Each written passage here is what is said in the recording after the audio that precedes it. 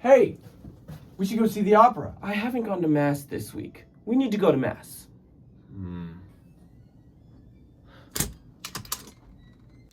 Actually, I made something pretty cool. Giuseppe Verdi?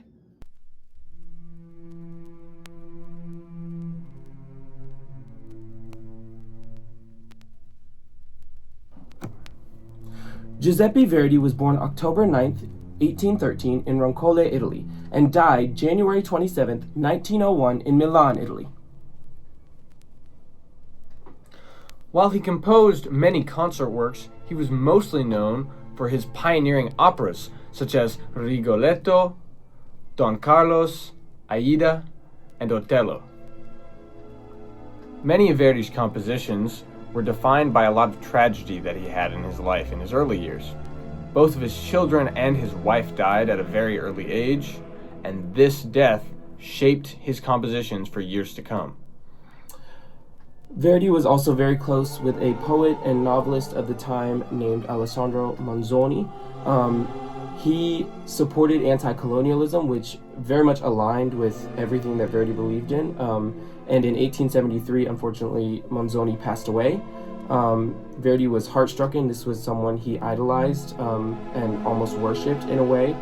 And so he did not attend the funeral because it was an extremely large event. A week later, he visited his grave alone and decided to compose a requiem for him. After taking a year to compose the Requiem, he premiered it on the anniversary of Manzoni's death on May 22nd, 1874, in his hometown at the Church of San Marco, Milan. The event was fantastic, and it was attended by many people over the next 3 days, and that is what led Verdi's Requiem to becoming one of the most well-known choral works in all of classical music. Though Verdi's Requiem was not without its backlash. As he was primarily an opera composer, the Mass is very operatic in nature, and thus many viewed it as too grandiose for a religious context, and viewed it as an act of hubris by Verdi trying to inject it into the church. Wait, before we go on, just asking for a friend, what even is a requiem?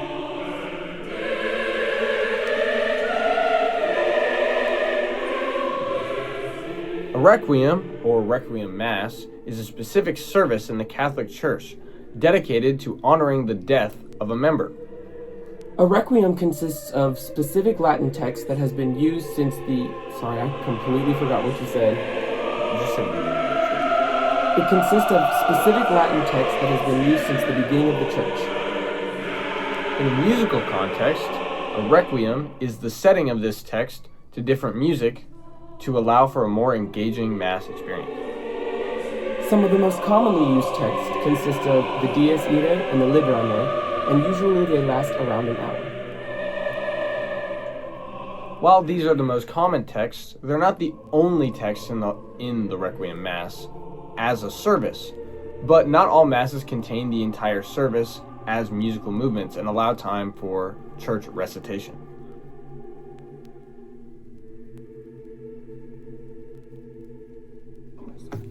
Movement 1. Movement 1. The piece begins with almost inaudible parts both from the instruments and the voices as the choir joins in on a soft, chant-like dynamic. This reflects the somber and grieving feeling that the text provides, basically asking the Lord to grant eternal rest to those who have passed and let light shine on them. This is then abruptly interrupted by a heroic, loud section that gives a hopeful feeling. The text here refers to vows and prayers being said to God and also specifically references Jerusalem. Then, it's followed by an identical section to the first, in which the choir and instrument repaints this sorrowful atmosphere from the beginning. The final section of this movement is a buildup of sound and layering, including the text, Kyrie eleison, Christe eleison. The repetition and increasing intensity, creating the feeling of begging or asking for something over and over, which relates directly to the text, translating to, Lord have mercy, Christ have mercy.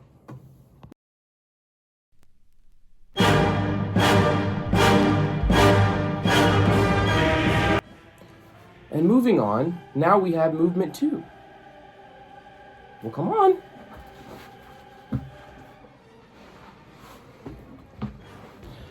Movement 2. Movement 2. So, the Dies Irae, the, big magnum opus of this work that everybody knows, it starts with Day of Wrath. Dies Irae, that's what it means. Day of Wrath, Day of Death, all of this, and it's all represented in the orchestration. Blasting trumpets that represent maybe the horns of Armageddon. Frantic strings. Nobody wants to die. We're scared. It's scary. A pushing chorus. It's like the chorus of hell. It's the chorus of spirits. It's just singing wrath, death. Why do we want to die when that is what's waiting for us? In a religious context, that's what the Catholics believe is deserved. That's the wrath of the Lord. So this movement and these 2 subsections of this movement represent everything that we fear about death and everything that makes us want to fear death rather than approach it from the way that we maybe should, which is what's explored later in this mass. Yes. And moving on to some of the maybe less known sections of this specific movement, we have a very opera-themed way of moving throughout all of this Latin text, which can't go over all of it or we'd be here all day. But most of the gist is pretty much a reaction to that. It's soloists being supported by choir, and the message throughout this whole thing is being saved, gaining retribution, day of judgment, having mercy on their soul. So it's almost a reaction to this whole day of wrath, this reckoning that is upon them. So we move through all of these movements, and many of the solos or the solos and then leading into a choir solo mix, it's very opera-like. It's very aria-like. They show off high to low ranges, very much individualized based on the soloist's skill. So not only is this a reaction to everything, but it's individualized per soloist. Each soloist has a different skill set. It's a different section of the voice. It's a different timbre, and he chooses these texts meticulously based on the message. And perhaps a different fear of death? That is true. Everyone fears death in a different way.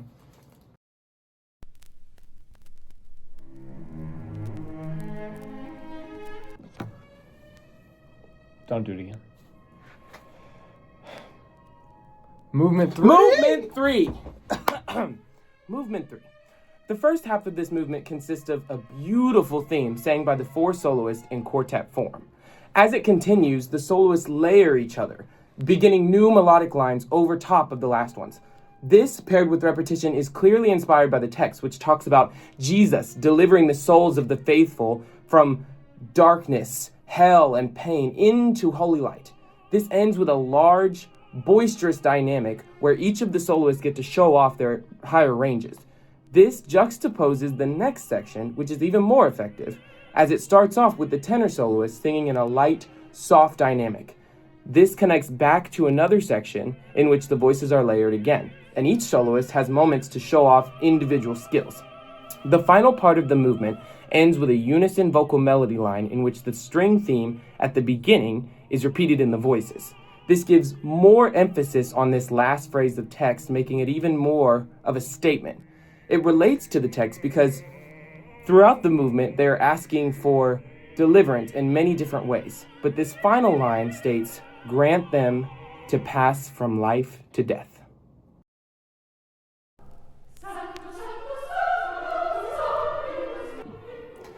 So moving into the next movement, movement 4...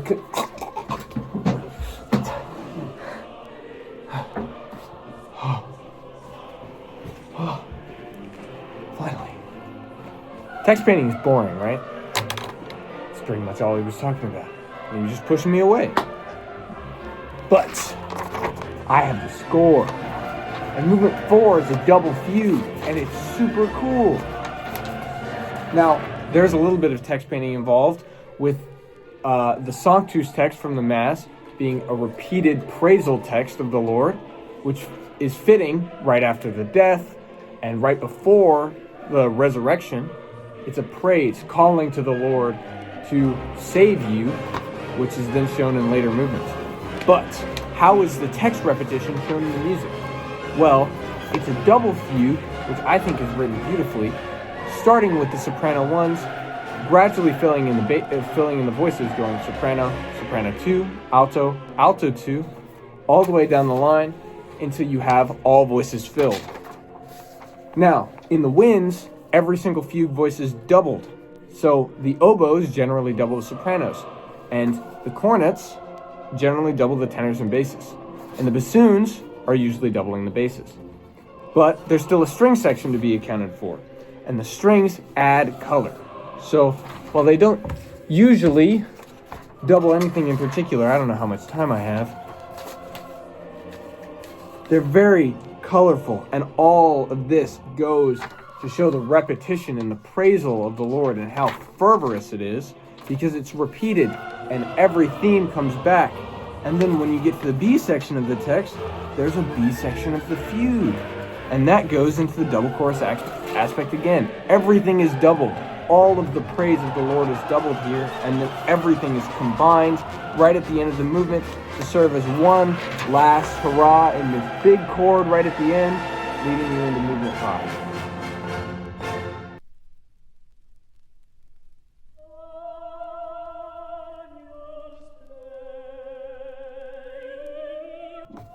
All right, now to movement 5. This movement starts out with...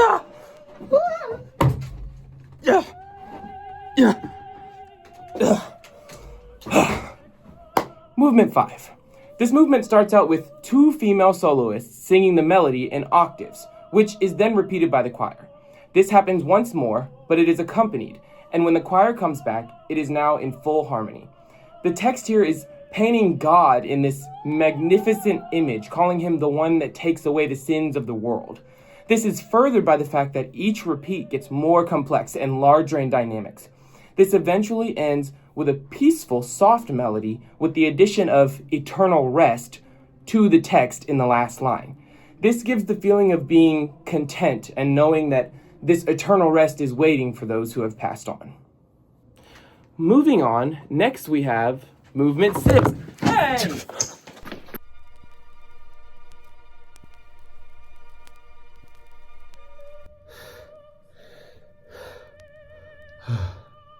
Okay, movement 6.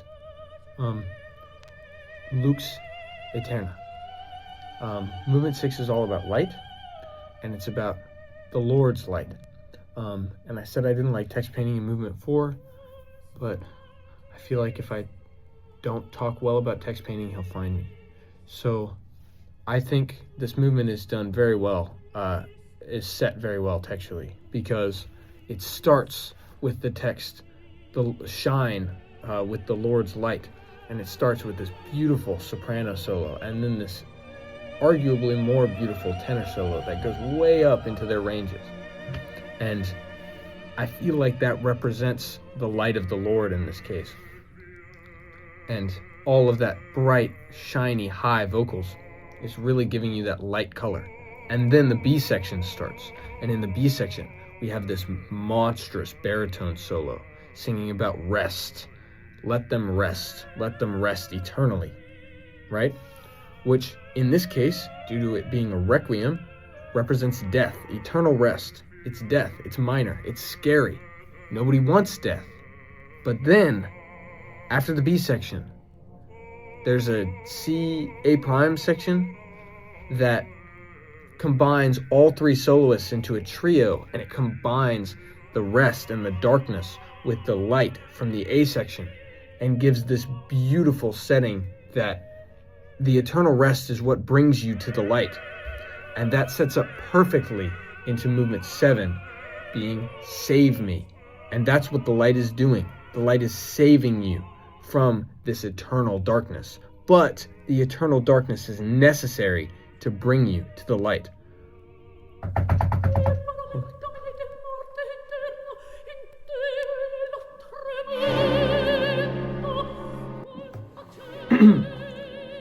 Good? Movement 7. Libera me. So to draw one more operatic tie, this serves sort of as a reprise for the entire Mass.